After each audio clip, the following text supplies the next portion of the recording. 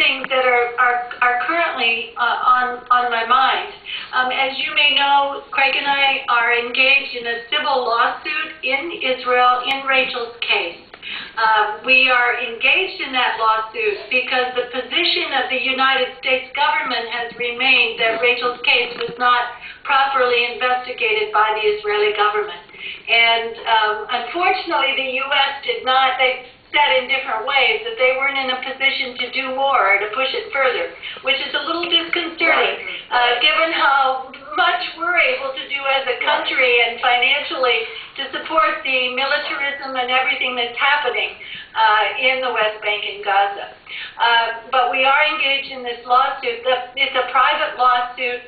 Craig and I are volunteers for the Rachel Corrie Foundation, kind of more than full-time. We're sitting right now in a little space, a little office in Olympia, which is the Rachel Corrie Foundation office. We're lucky to have it.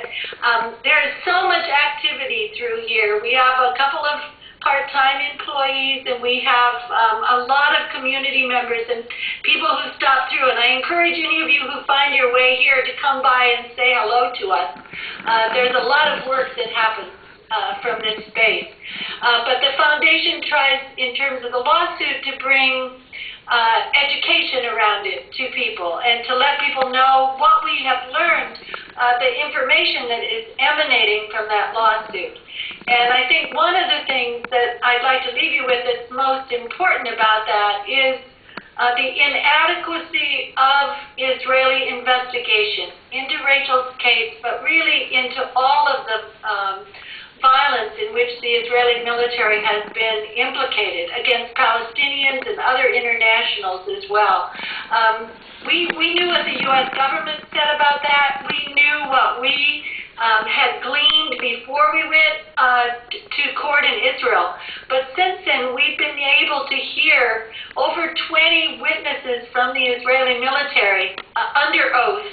The court system is very different from ours here in the U.S., but we've, and I won't, I will be very frank and say, you know, we don't have illusions about how this is all going to turn out, because we're definitely, I mean, the Israeli military is a very strong entity, as is the Israeli government.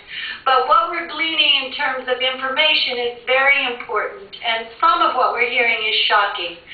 The lack of concern for civilians in wartime, the actually denial on the part of some high-level military people of even the existence of civilians in Gaza was particularly shocking to us.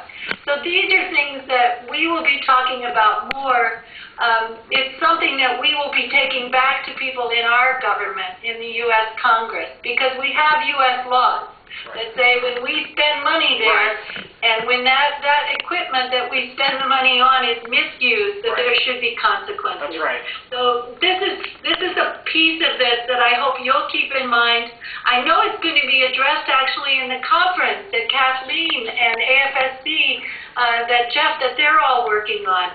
It's so important. So I hope that you will encourage people to get there and to hear more about it, to learn from people who can give you more information about this. I want to say, too, I'll just